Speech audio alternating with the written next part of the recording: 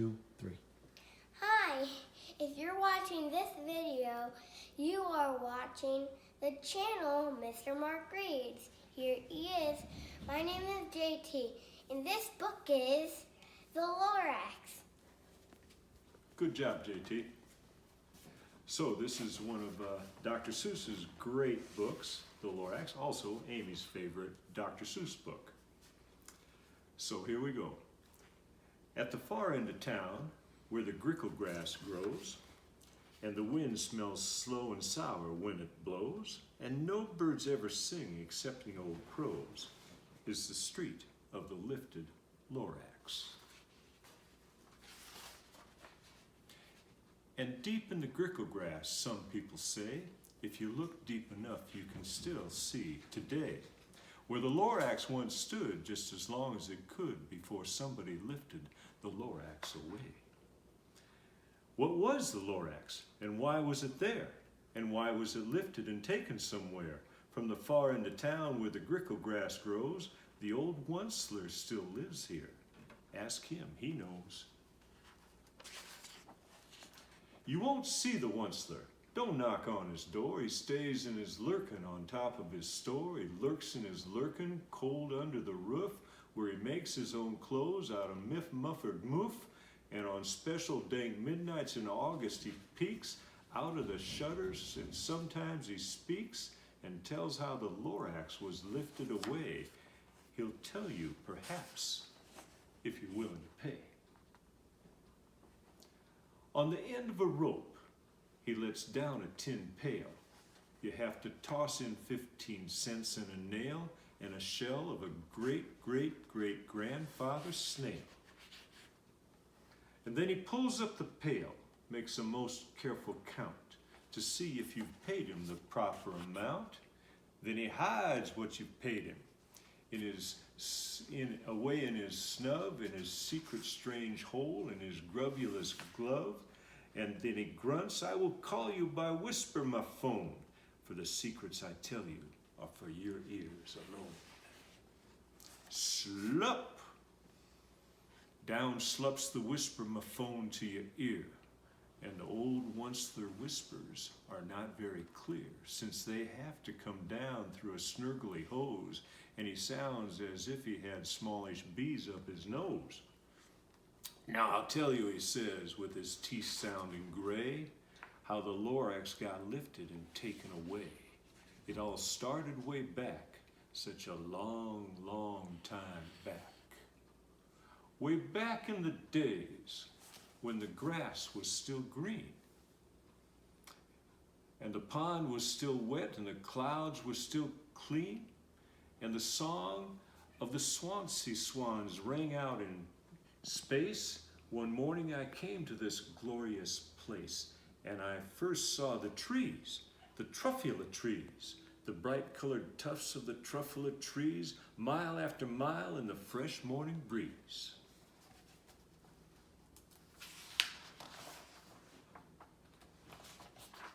And under the trees I saw brown barbaloots frisking about in their barbaloot suits as they played in the shade and ate truffle of fruits. From the rippleless pond came the comfortable sound of the humming fish humming and splashing around. But those trees, those truffula trees, all my life I'd been searching for trees such as these.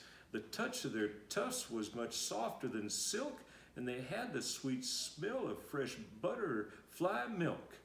I felt a great leaping of joy in my heart. I knew just what to do. I unloaded my cart.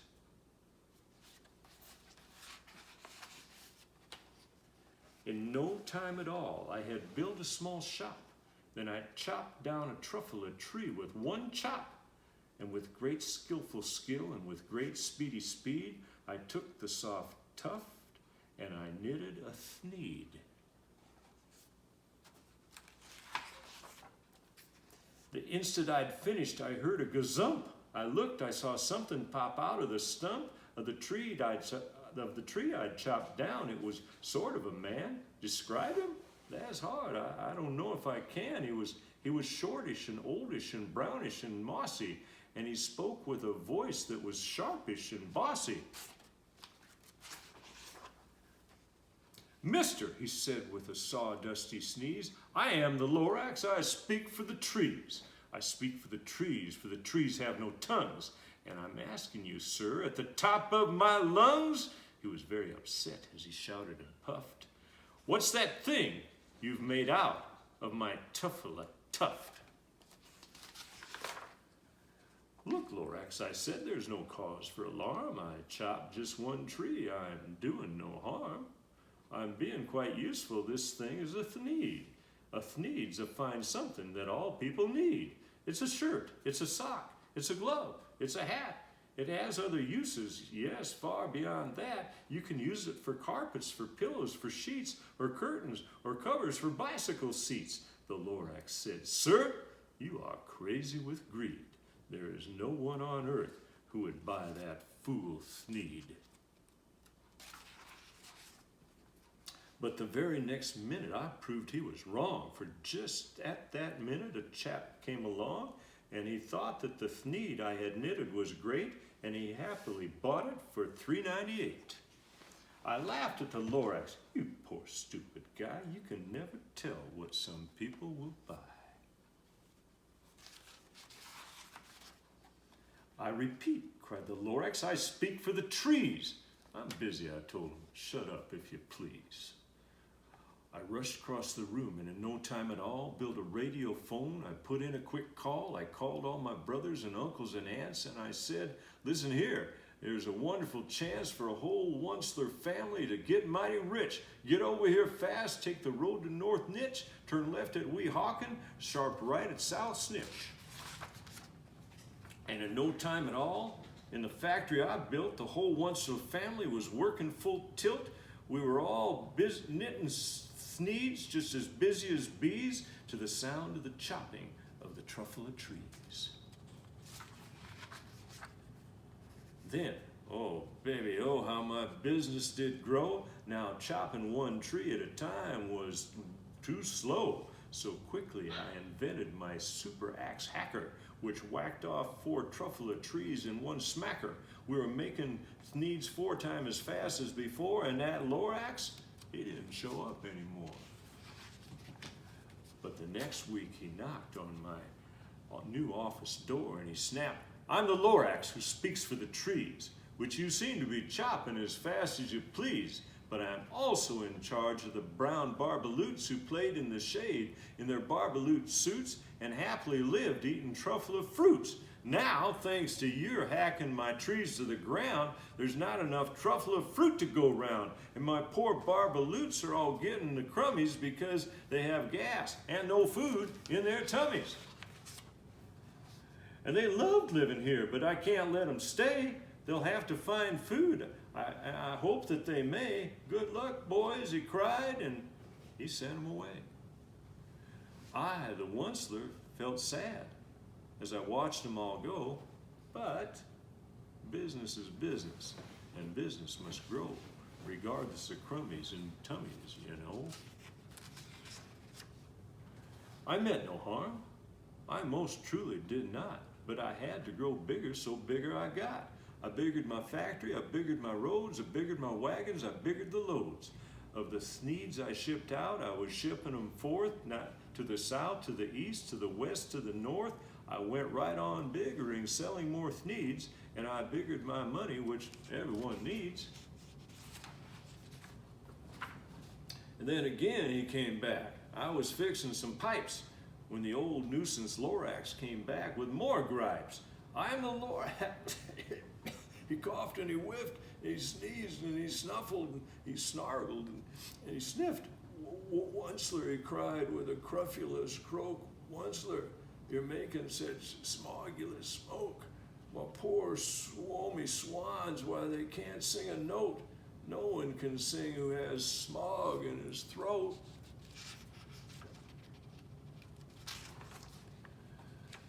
And so said the Lorax, please pardon my cough.